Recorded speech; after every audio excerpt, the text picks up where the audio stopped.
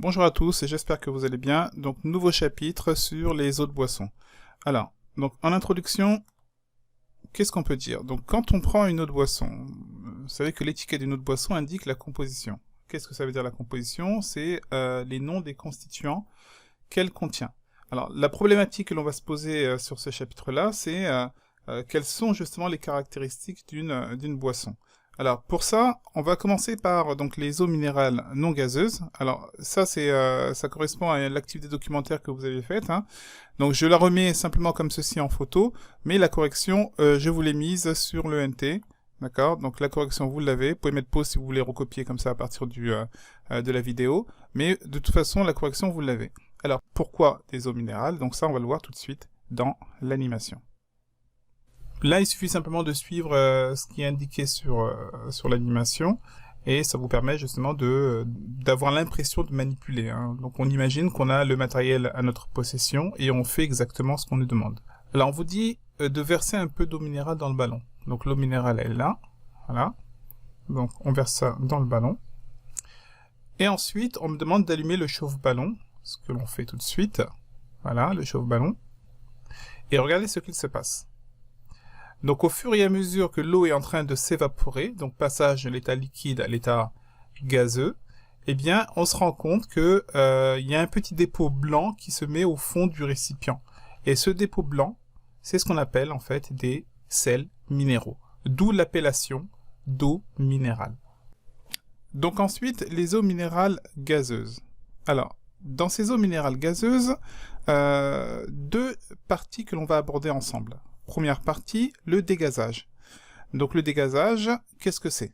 Donc on va le voir tout de suite dans la petite animation.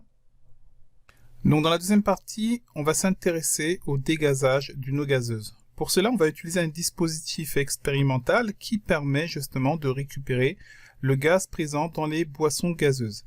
Donc ce dispositif il est constitué d'un cristallisoir dans lequel on va mettre la bouteille d'eau gazeuse. Cette bouteille d'eau gazeuse, elle est reliée à un tuyau, et ce tuyau est fini directement dans un tube à essai renversé. Ce tube à essai dans lequel on a mis de l'eau à l'intérieur. Donc on va lancer l'animation, donc on a mis de l'eau chaude à l'intérieur, et regardez, à droite, à gauche.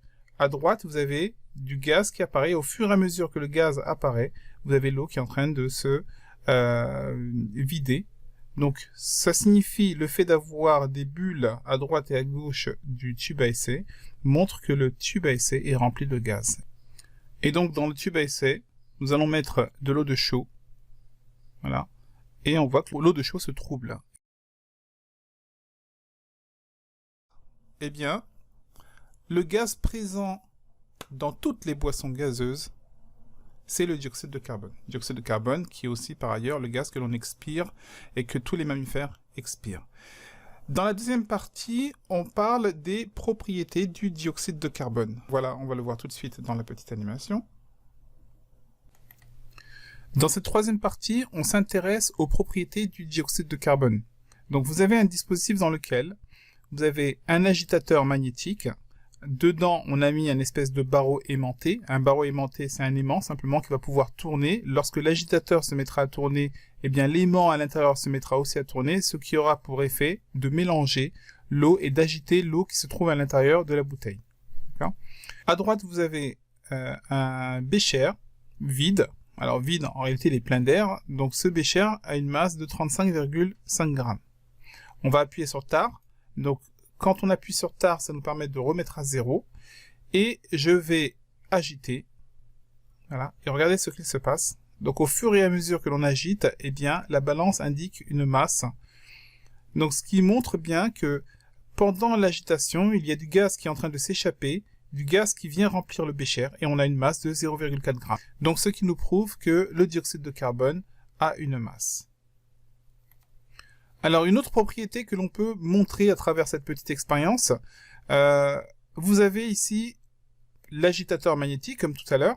Vous avez 3 bougies, des bougies qui se trouvent à des distances différentes. Et donc, au fur et à mesure, on se rend compte, regardez, première bougie qui s'éteint, puis la seconde, puis la dernière. Alors, qu'est-ce que ça prouve, cette expérience? Ça nous prouve simplement que le dioxyde de carbone a effectivement une masse et le dioxyde de carbone est plus lourd que l'air. Parce que si le dioxyde de carbone était beaucoup plus léger, eh bien, il serait sorti par dessus et il n'aurait pas éteint la bougie du dessous. Et donc on se rend compte que c'est la bougie du dessous qui est éteinte en premier. Donc ça montre bien que l'éprouvette graduée se remplit au fur et à mesure jusqu'à éteindre la bougie du dessus.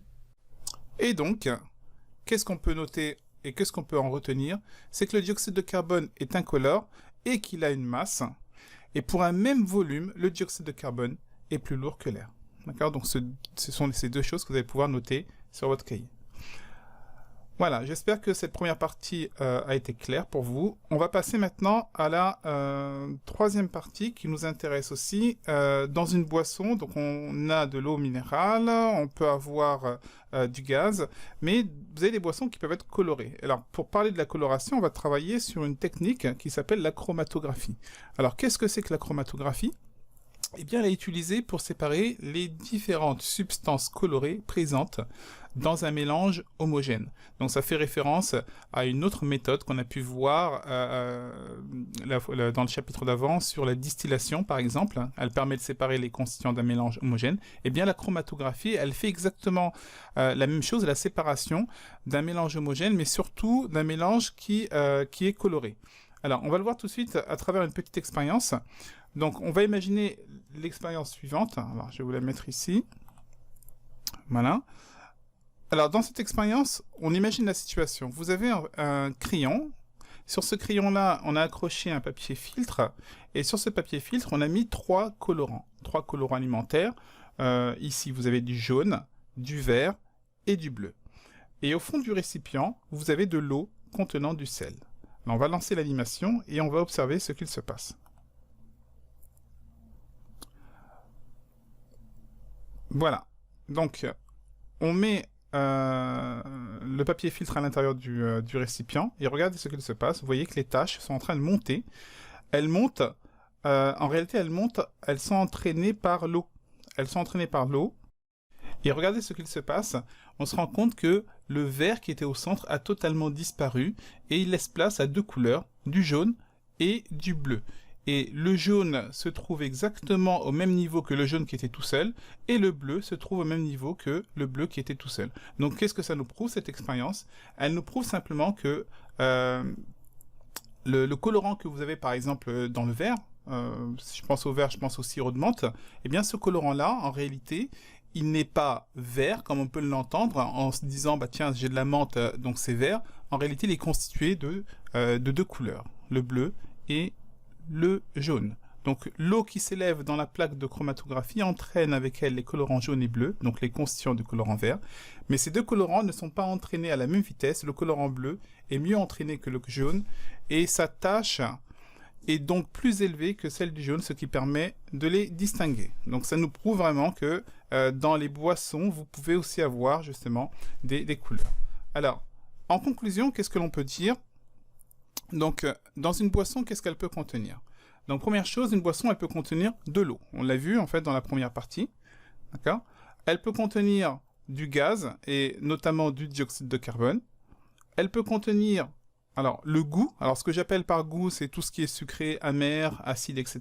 Le goût, la fraise, la menthe, pomme, etc. Donc, tous les goûts que vous pouvez avoir, justement, dans les boissons. D'accord? Et enfin, elle peut contenir des colorants. Le colorant, c'est que le côté visuel. Alors, pourquoi on parle de ça? Parce que vous pouvez avoir, par exemple, une boisson qui contient que de l'eau. Bah, c'est l'eau minérale, tout simple. Vous avez de l'eau gazeuse qui va contenir de l'eau et du gaz. Si vous prenez, par exemple, vous savez, les eaux aromatisées, goût fraise, bah, vous allez avoir de l'eau. Vous allez avoir de l'eau et vous allez avoir simplement le goût. Vous pouvez avoir de l'eau, du goût et du colorant. Vous avez certaines boissons comme ceci. D'accord? Et enfin, toutes les boissons qui contiennent aussi du gaz, bah, c'est tous les sodas. Voilà, j'espère que ce cours a été clair pour vous. Je vous dis à bientôt.